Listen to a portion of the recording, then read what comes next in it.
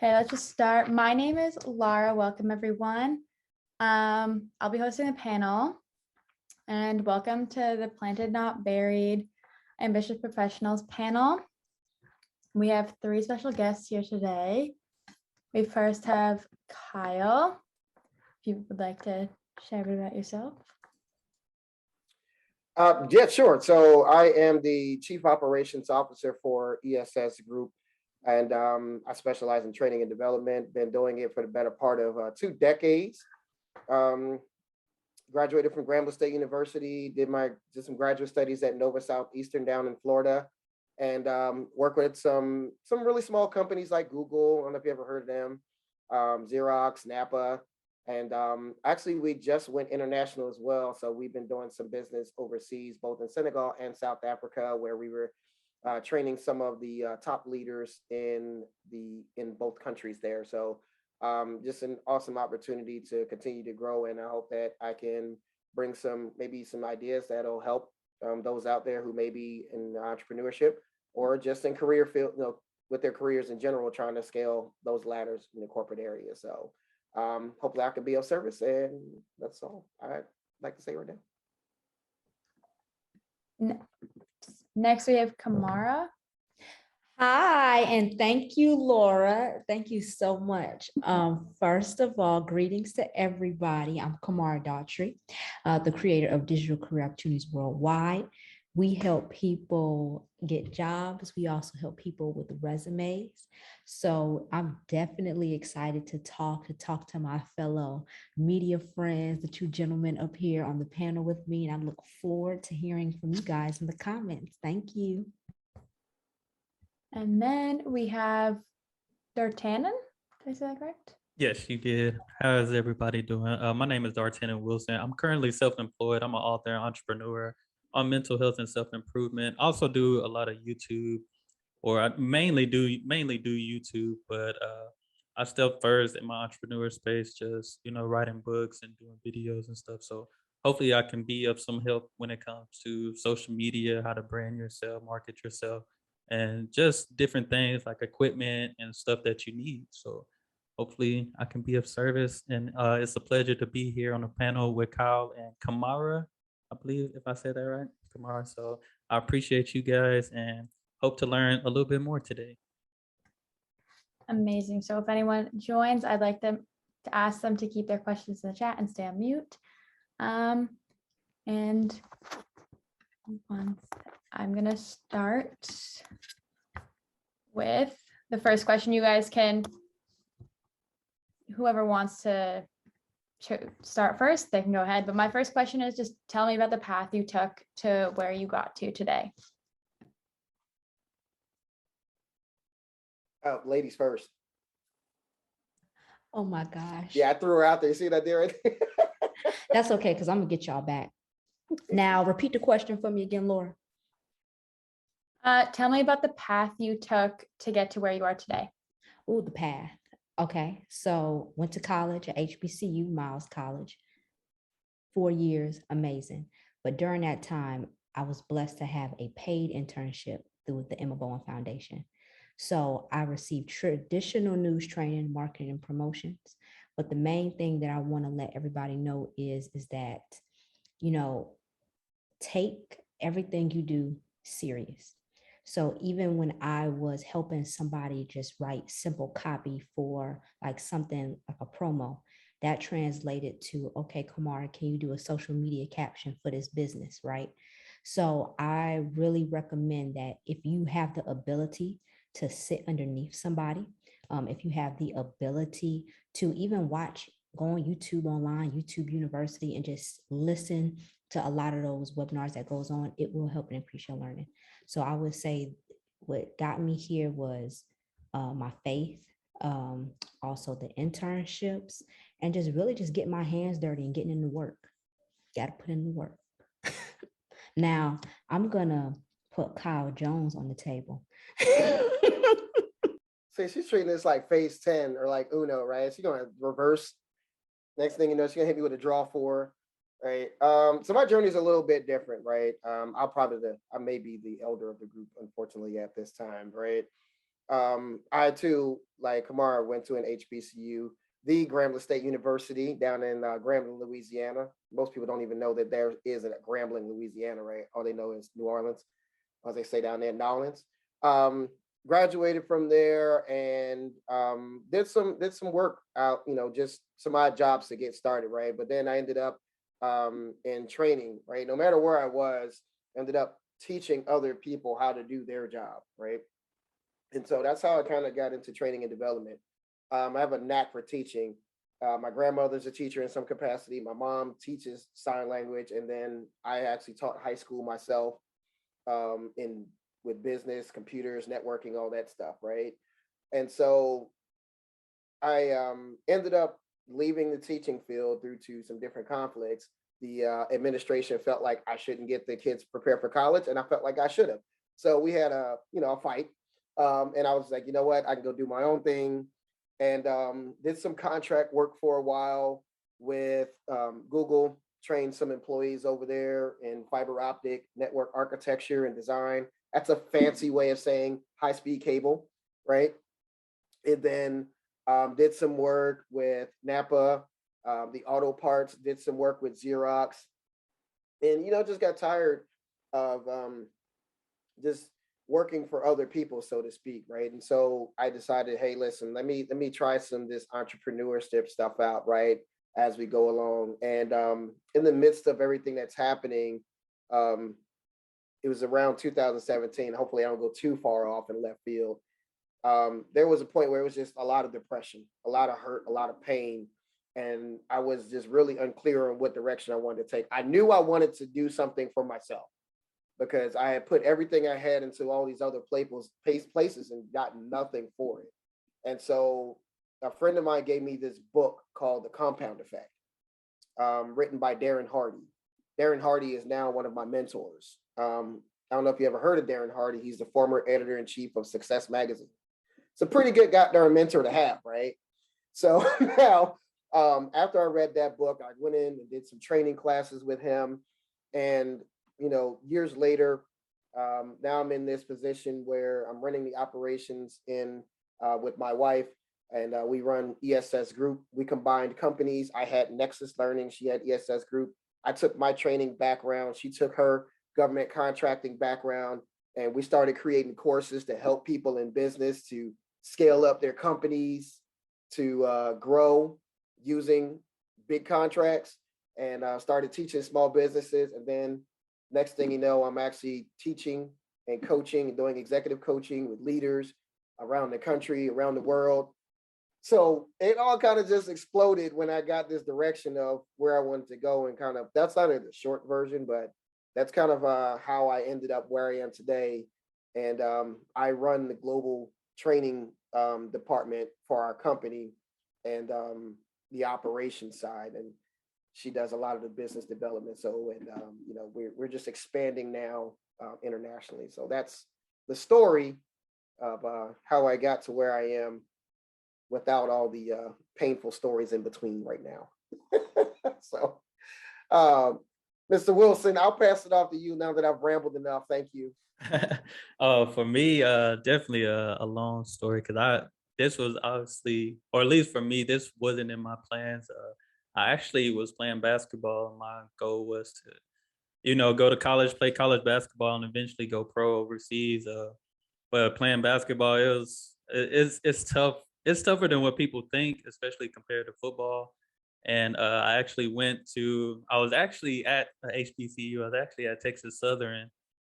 Did everything, got into school, got settled. Then like 2 or 3 days later, like we wasn't hearing back from the coaches, so I moved back close to home. So I ended up going back to school, starting at Texas A&M University of Commerce. So and that's where I graduated from, and went to try out for their team.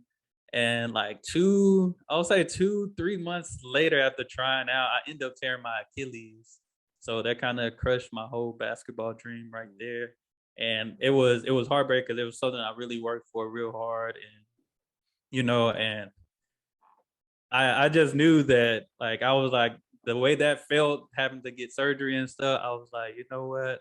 I don't think I asked God, I said, God, I need a sign if this for me, it was a sign I didn't want, but it was a sign I needed to, slow me down and really evaluate myself. So, and in that time, he gave me the name Dream Leaders. So I actually have a foundation called Dream Leaders. I mentor young men. I didn't mention, but I actually have a travel basketball team that I coach and I organize called Dream Leaders Elite. And, we play in different tournaments and stuff like that. So even though it didn't work for me, I'm in the position to, help the youth reach their goals and their dream for, basketball and stuff. And with that Dream Leaders in the beginning in college, when I was at A&M Commerce, it started as a media company. Me and a friend of mine, we just used like our phones and stuff. And the whole purpose of it was to interview people that were successful or on the road to success and like just put it out there on YouTube. So that kind of got me my YouTube start, just interviewing people that were successful and stuff. And it wasn't like, find celebrities and interview them, right? It was, we interviewed like people on the campus where like the students, we interviewed some of the professors.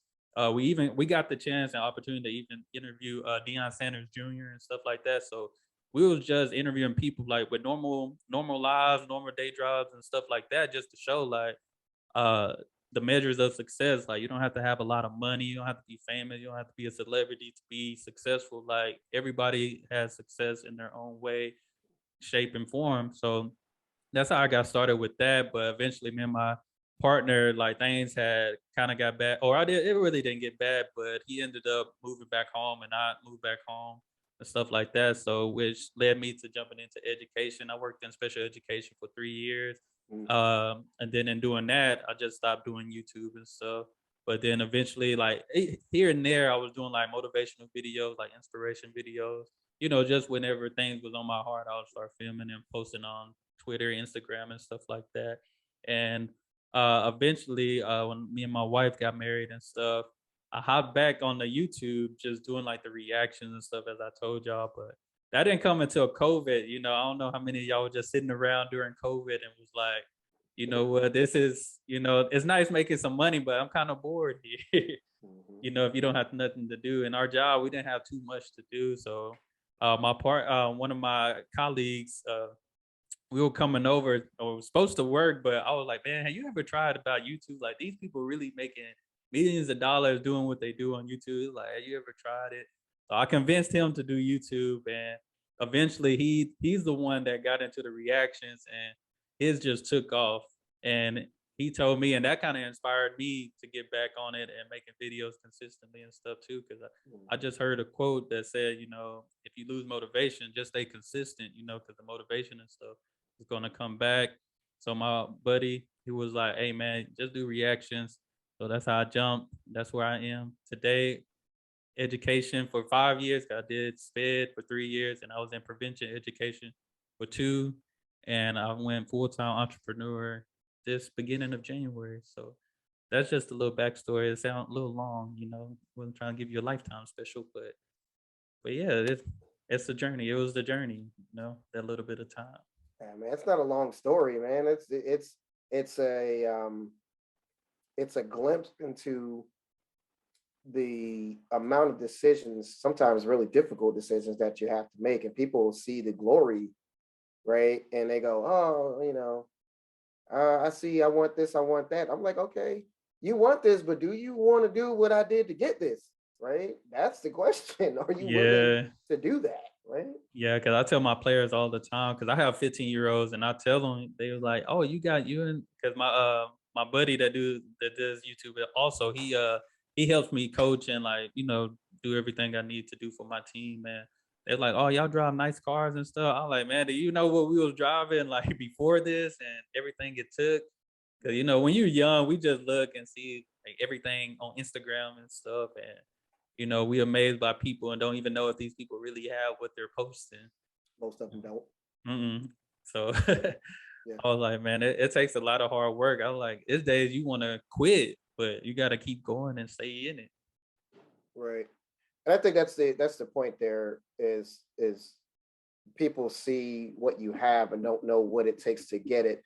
And I am quick to tell people, especially those who want to be entrepreneurs, if you aren't about that life, as they put it, right, man, don't bring your butt over here. because everybody's not built for business. I'm gonna keep it 100 with you, man. It is hard, and the reason why it's hard is because it's freaking boring. Yeah. Like 95% of it sucks. Yeah. And then it's like, especially if you're not disciplined enough, if you can't discipline yourself, it's definitely not for you. Because there's days I don't feel like doing nothing. And I'm like, well, I can't rely on no other company to pay me or anything like that. So it's all up to me. So if the money's short, that was on me. If this was short, it was on me. So it's a lot of responsibility in being an entrepreneur. But like you said, you're right. Like you don't want these problems. Hey, go be an employee somewhere because it's a lot of problems. Yeah, that's it. First of all, there's nothing wrong with being an employee. So, if you're an employee, that's cool. There is absolutely nothing wrong with having a career. Exactly, not at all. Yeah. So let me say that. I don't want nobody to say, I got a job. Yeah. Hey, because hate mail. Yeah, because jobs come with good benefits and like really go to a job that you're gonna love and really be happy going to every day. Don't go nowhere where you're just stressed and don't want to be there. Right. But there are some great jobs. I need somebody to bring some good food out when I go to a restaurant. I don't listen. I need you to be happy when you bring my food.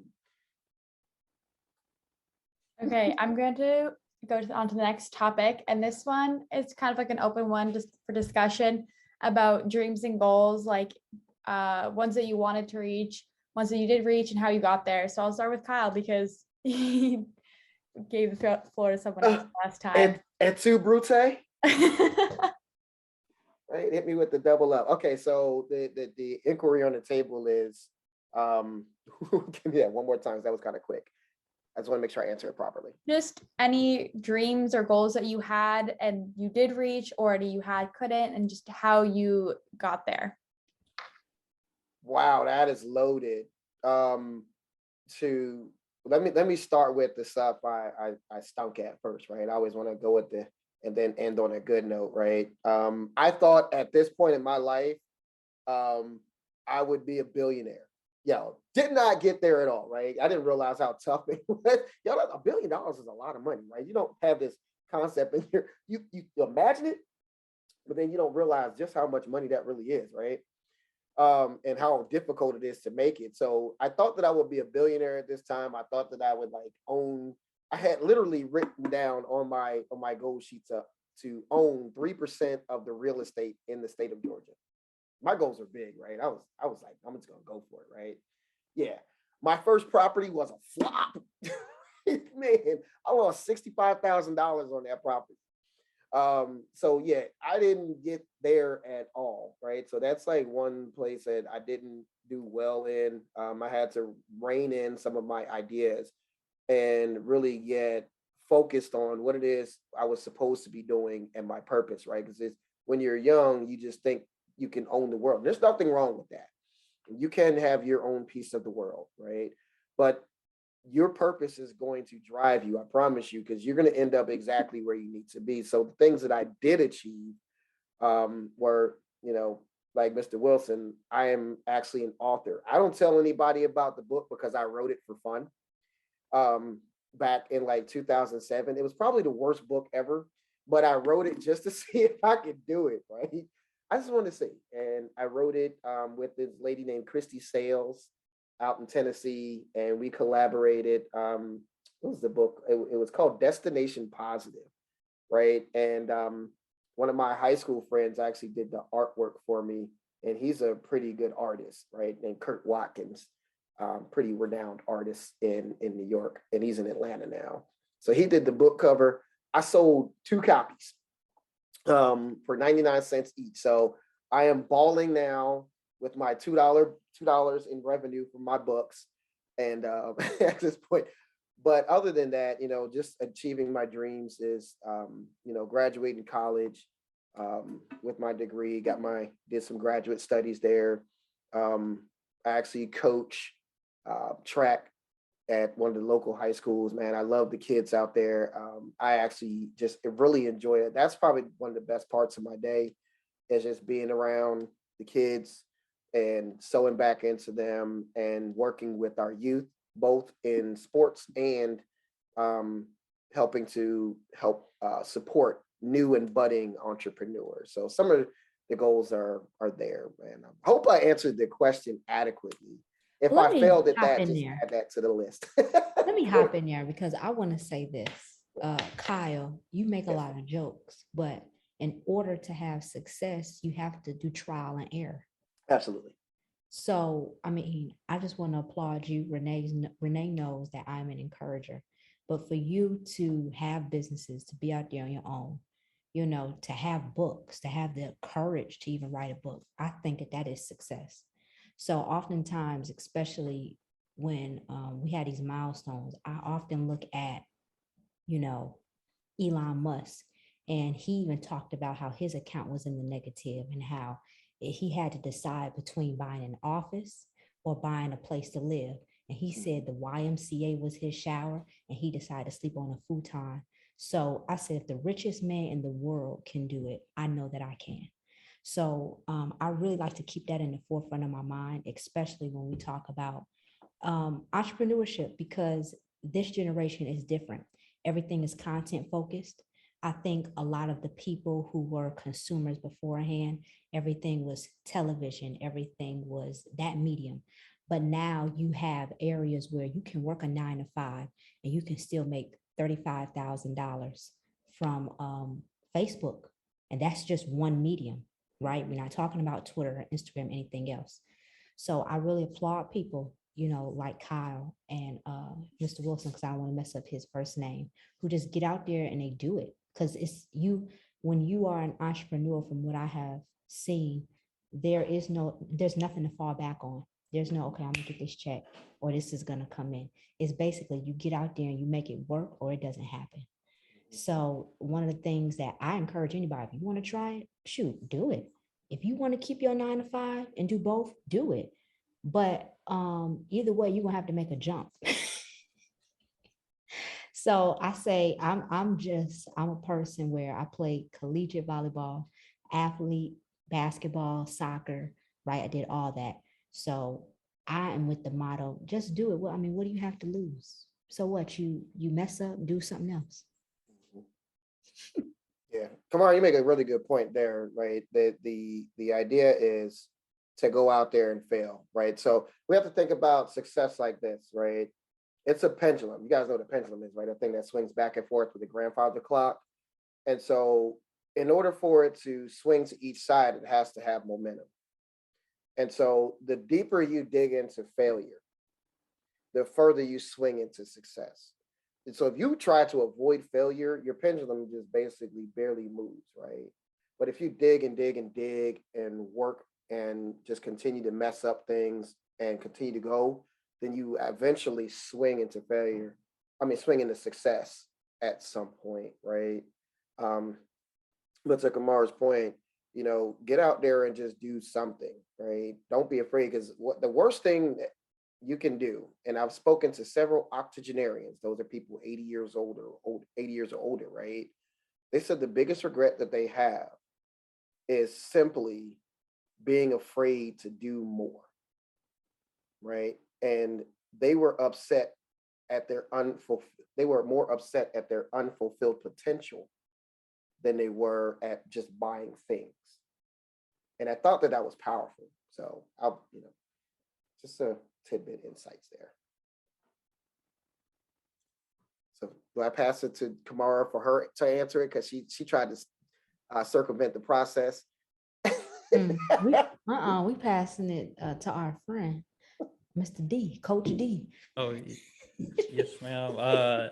No, everything y'all said is like absolutely correct. I was just taking that in because it's so true. Because even with like the stuff I've done with YouTube, and to answer the question, the dream that didn't work. That's why I came up with Dream Leaders, to help people with their dream. Lead them to their dream. Because I'm sure all of us know, like, you can't get to where you want to be all by yourself. Like, there's gonna be people that come and go in your life. There's gonna be people that help you in certain seasons of your life to get you to where you need to be. Getting to from point A to Z. There's gonna be somebody at B, C, D, E, F, G. We all know the alphabet, but just knowing that something failed, it wasn't complete failure because I didn't quit. because now I'll put in the position to help other kids, reach their goal and fulfill their goals and dreams. And I didn't mention, but I actually have like two guys that I've been training since they were in high school freshmen. And one of them now he play at Stephen F. Austin. He plays basketball there. He might have a chance to even be a starter. He played key minutes last year, so and he potentially could be a pro later. And this is a kid that I see myself in. So that's why I said like different goals that we have written down, because I know I'm guilty of writing too many goals down. And as I start doing like self improvement, self development, and different things like that, I start realizing like the many goals that you write, you just leaving room for disappointment when you don't achieve those things. So you got to be able to write down goals that you're really working towards, other than just writing things down just because people say write down your goals, create a vision board. Like, what is your vision? Like, you really have to ask yourself that, because I remember being in high school, I had almost 50 goals written down that I wanted to achieve, but when I look back at it, it was like 4 or 5. So I wasn't even being realistic with myself. So that's why I had to realize I had to be realistic with myself. Then eventually, in time, it will come, because even like the things that I achieved with YouTube, like my mom would tell you, it's still like I have a vision board at my mom's house. It's still up. And she actually took a picture and sent it to me one day. And I'm like, you know what?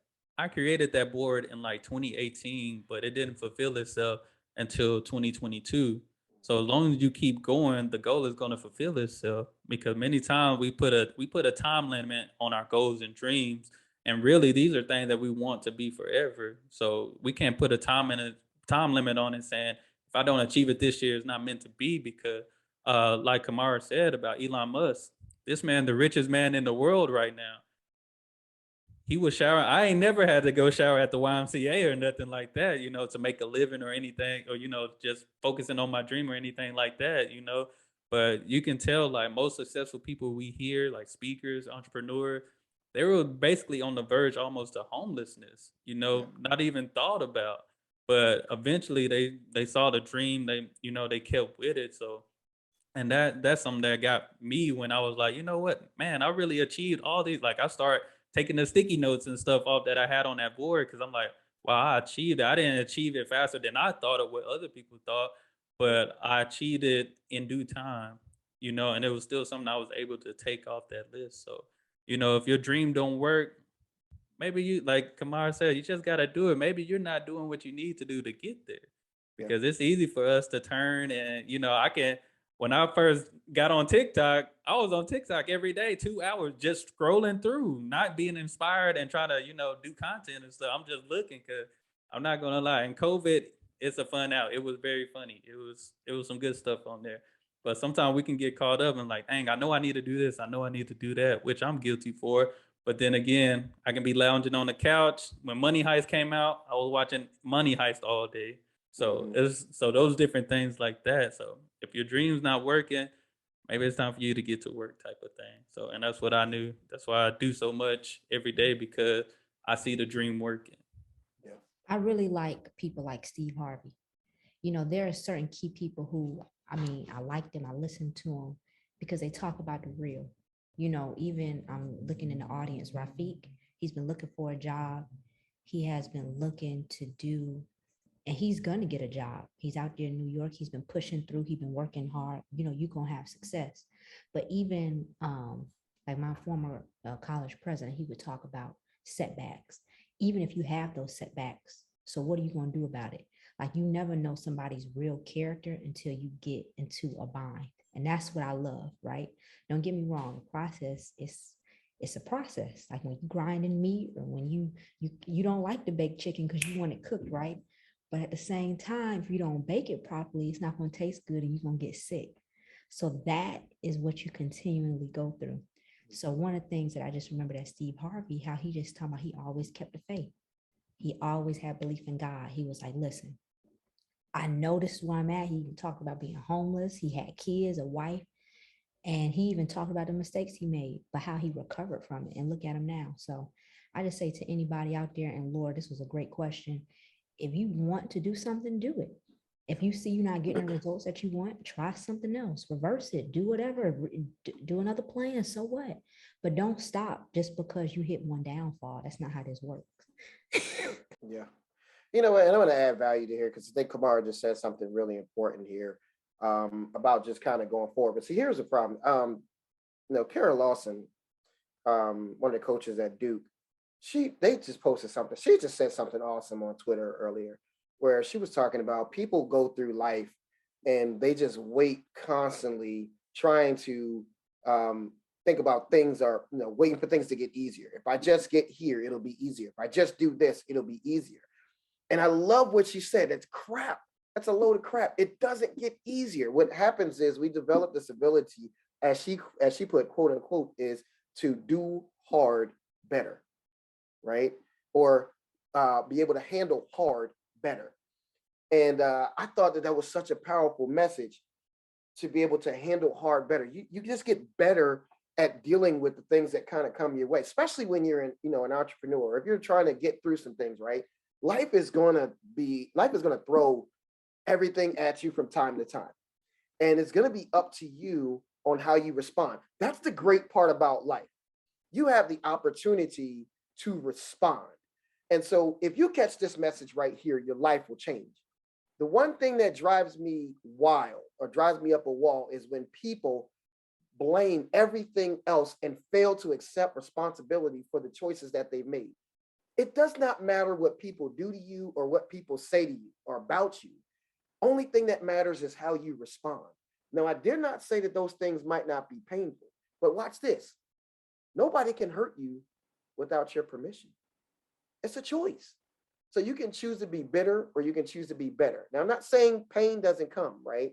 I'm not saying things can't be painful, but you have a choice to stay in misery or to work and focus on the things that you do have and be grateful, right?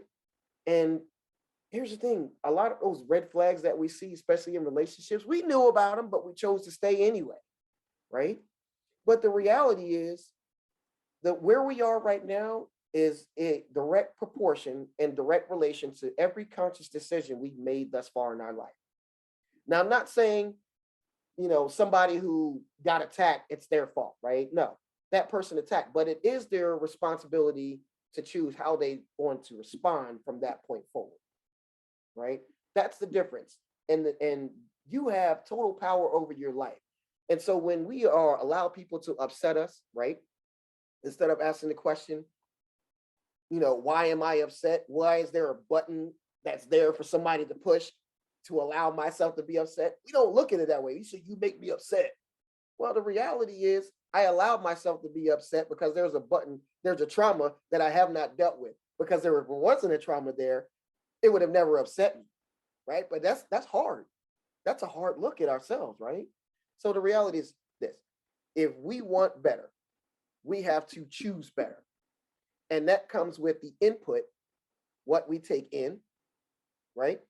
And that turns into the output, what we get, the results. So then we have to change the way that we see things, which changes the way that we do things, which ultimately change our results. So in the words of Kara Lawson, we got to learn how to handle hard better. I love that, what she said today. Yeah, that's definitely true. That reminds me of a story that I heard. It was about, I think, mother and a daughter. They were driving through like this horrible storm, and the daughter was wondering why, like, Mom, why are you still going? Why haven't you stopped and pulled over? Because we all know, like, when you're in a big storm, you can't see anything, and most people just pull to the side, and we wait for the storm to be over rather than just driving through the storm, because it just rains on certain spots. Like if it's raining where I am, it's not raining everywhere, Yeah. So, and the daughter was just wondering why you keep going and not pulling over like everybody else. And that's the thing. Most time we see everybody else pull over and we think, oh, if they pulled over, it's time for us to pull over. But that mom kept going. And eventually, she got past the storm. It was still raining and she hit some sunshine. And she told the daughter, like, if I would not have kept going, we wouldn't have been we would have been stuck in that storm. And I feel like a lot of people are stuck in their storms in life because they decide to pull over instead of just going through. to get their sunshine, what the saying, I think the saying is you got to go through to get to. So, and a lot of people, I feel like kind of what you mentioned, Kyle, like when things get hard, when things get tough, we would rather pull over to the side and just try to wait it out. But that waiting, it could be forever waiting when we're not taking accountability for ourselves. Yeah. So we just got to keep going and keep moving. Yeah. I think that's a critical piece right there, Wilson, man, is that the decision to keep going, but also focusing on your end goal. What's your mission? Where are you going? What's your purpose? You don't have to discover your purpose. You simply have to uncover it, because your purpose is always with you. It always has been with you, right? And so when you understand what your real purpose is and you pursue that purpose, you're going to come against opposition. You're going to come against difficult times. But people often back down. It's scary to go against the grain, even in people who want to be entrepreneurs, right? Or even people who want to do something big. They're scared to share their dream because they previously shared their dream with the wrong person and they got criticized for it. And then, they went back and kind of shrunk down in the crowd. So they wouldn't have to be, like pointed at or laughed at, right?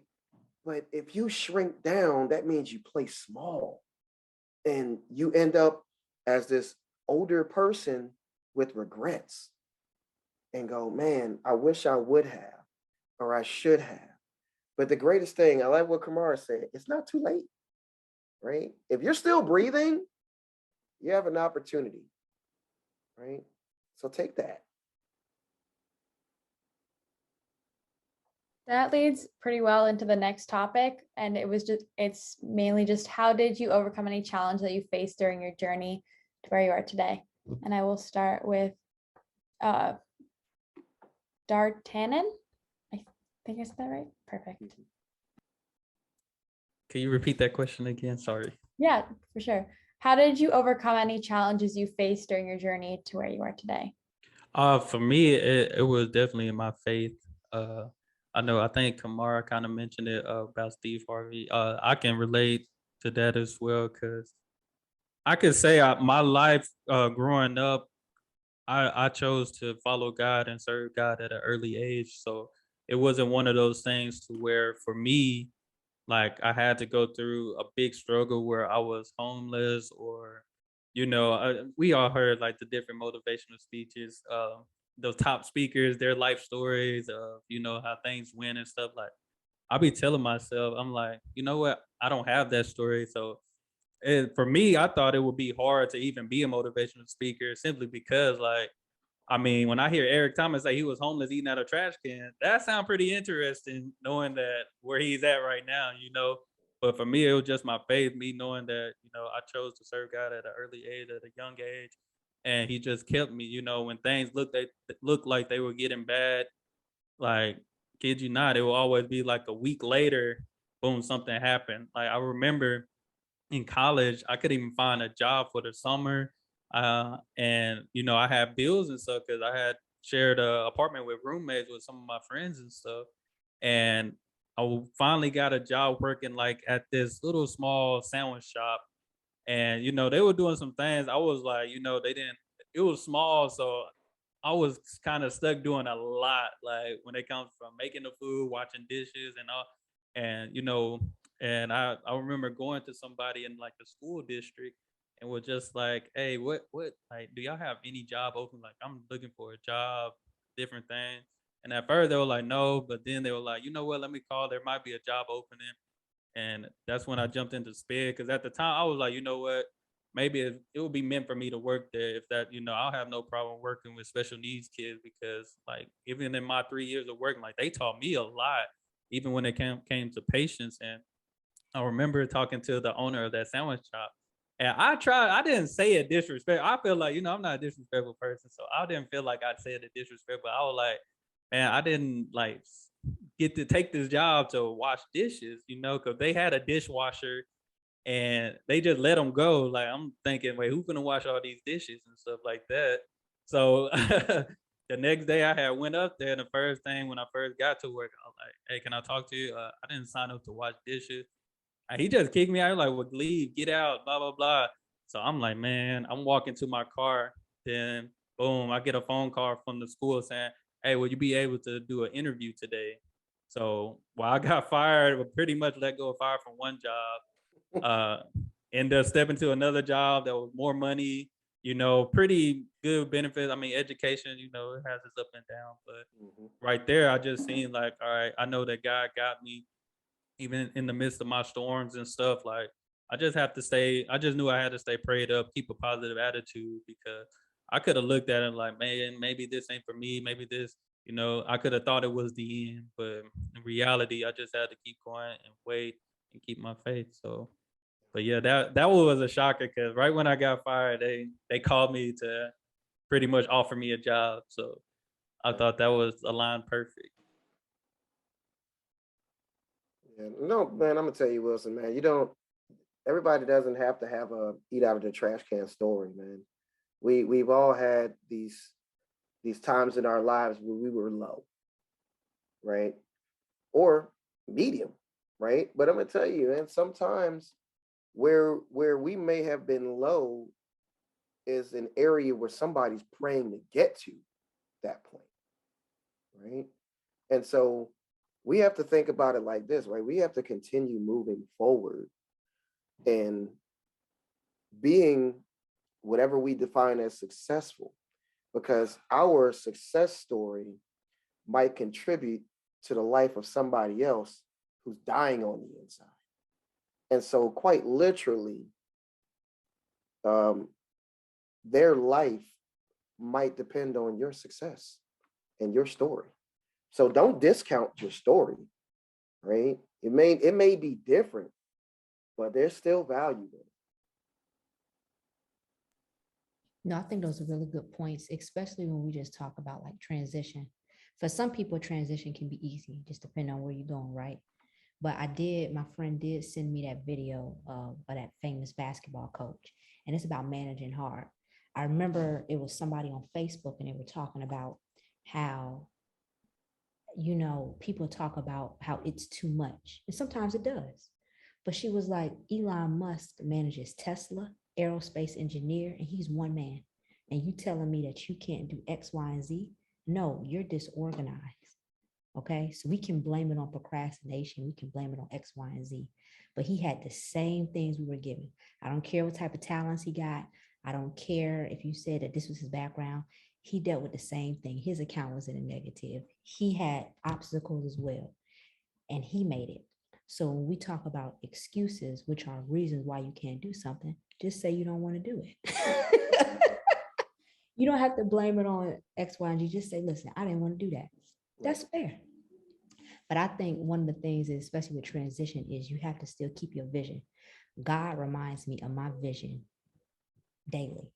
He reminds me, he said, I know what you see right now, but I know where I'm taking you.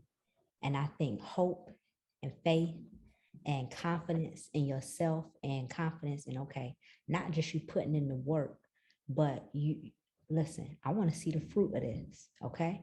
So I just recommend anybody, somebody like Kyle, somebody like Rafiq.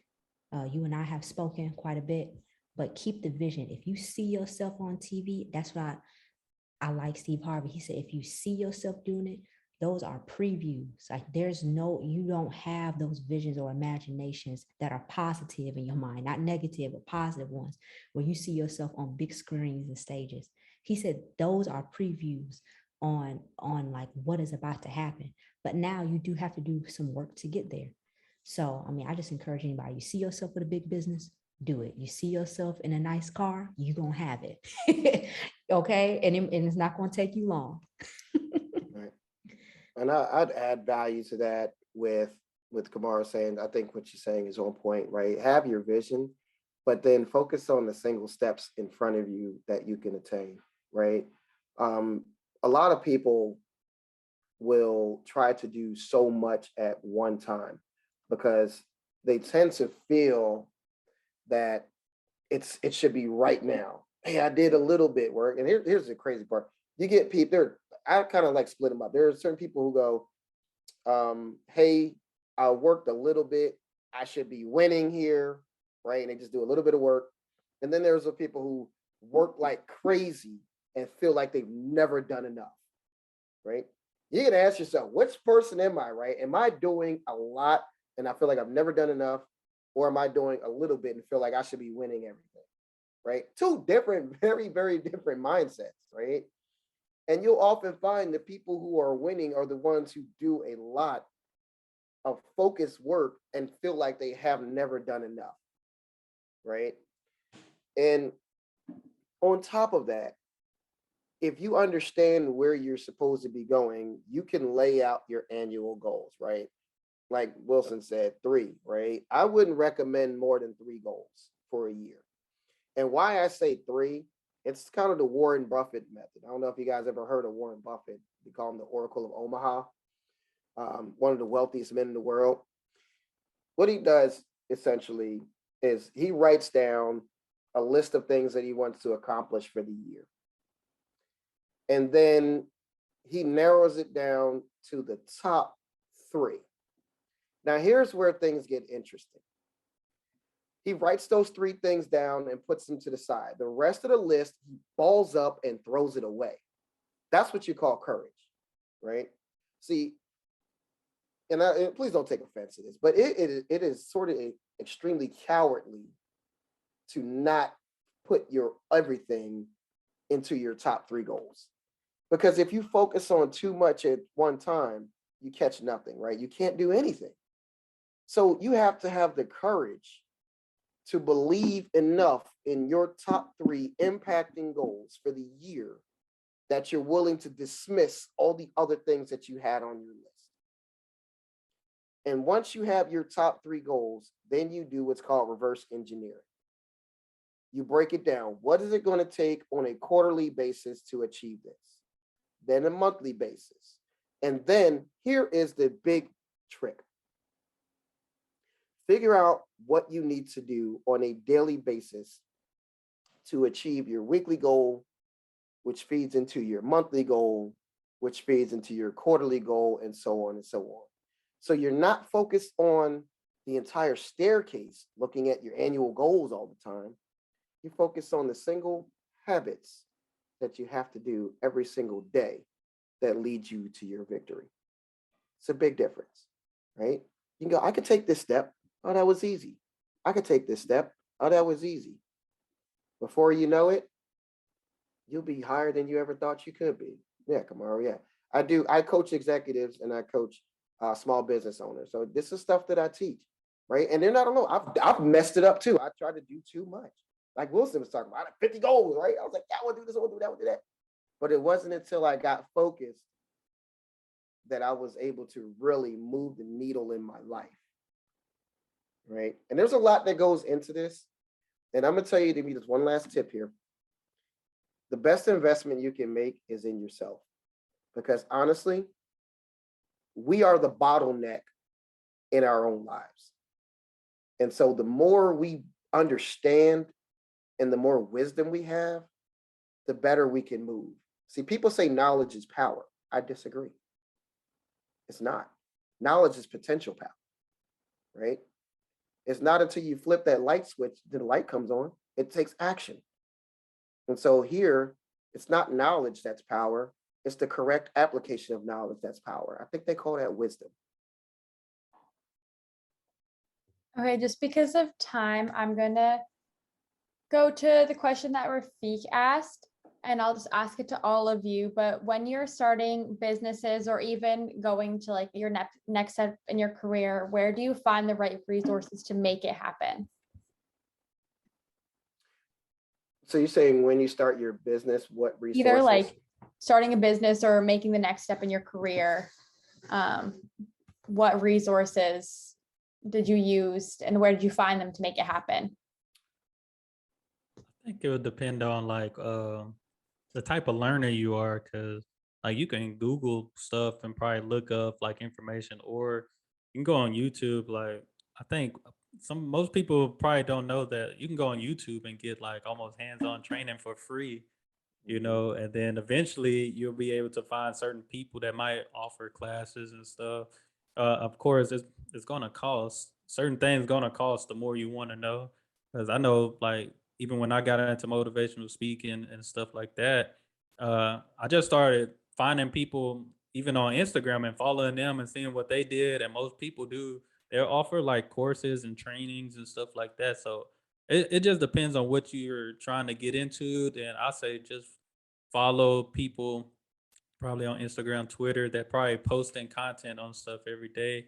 And I think there's actually a woman, like say for instance, if you want a remote job, there's a woman on YouTube right now. I think it's called Boss at Home on YouTube. And Mhm. she just posts like every day, I think every day she posts like just job opportunities for people to work remote, you know. So whatever you're looking for is it's definitely out there, but the more you want to know, it's definitely gonna come at a cost. Yeah. I'll add to that. There are a couple of resources that you can use. One, I think YouTube is valuable, right? There's always, but I will always say this: free is only going to get you so far. If you are unwilling to invest in yourself, there is only so much distance you're going to cover. The best advice I can give to anybody that's trying to get into entrepreneurship or trying to get into a new industry is find a mentor, right? See, here's the question I ask, right? Would you rather read a map or would you rather get in the car with somebody who knows the way, right? Because if you get in the car with somebody who knows the way, they know the shortcuts, they know which streets to avoid, they know which places that you don't want to go to, right? And you get there a whole lot faster. And mentors, and here's what most people don't understand: mentors don't necessarily have to be alive, right? You can get mentored through a book, but you must invest yourself. You got to put some skin in the game, right? And use and apply what they're telling you. That's the most critical part, is getting a mentor and then actually applying what they're saying. And at that point, you'll find yourself progressing faster. And if you don't know where to find a mentor, look for people who are already doing what it is that you feel like you want to do, right? And man, take them to lunch, you know, talk to them, offer some value to them, because if you come to them and go, "Hey, I want to pick your brain," that's the rudest thing ever, right? Like I'm working, I'm in an invaluable place. Now they might go, "Hey, I can give you a little bit of the time," but you got to understand time is value, especially for people who are extremely progressive. And so if you really want to get into an industry, if you really want to move at a very high speed, get yourself a mentor in whatever industry that you want to be in, whether it be business, whether it be career, whatever. Get a mentor. All right. And there are plenty of people out there that can help. Again, try just taking them to lunch, talking to them for a little bit, and then, build a relationship, and you'll find yourself in a better place. So I'll kind of leave you with that. What is that word that you said before, progression? They're on a what progression? Like Who, when, like when people are on a fast track to being progressive. What'd you say? I don't remember. No, I don't remember. it was something about when they're on a fast track of progression. But this is my caveat. I will say this. I'm a very non-traditional person. You can probably catch that by the pink in my hair. Okay. And I just got this FYI. But I would say the traditional does not always mean right. So everybody wants to talk about, if you do X, Y, and Z, you'll get this, right? And sometimes it's not like that. You can work 40 or 80 hours and still have $0 in the bank. Mm-hmm. I want to talk to you a little bit about what somebody told me about just recently: productivity versus busyness.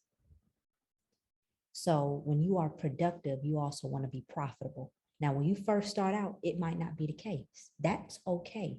You're still learning. And for some of you all, that's not going to be your story. You're gonna make $100,000 in 1 year, and then you're just going to continue to skyrocket, right?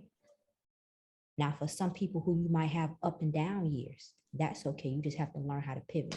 2020, you learned how to pivot very quickly to like this digital age. But I also want to talk about how content creators, because everybody from Kyle to Mr. Wilson, I mean, we are all content creators, but we can't get in the habit of just being busy. A lady named Tiffany Montgomery, excellent, right? she talks about you need to be, what did she say, a producer or a creator more than a consumer. And I took that to heart. We scroll, get on TikTok.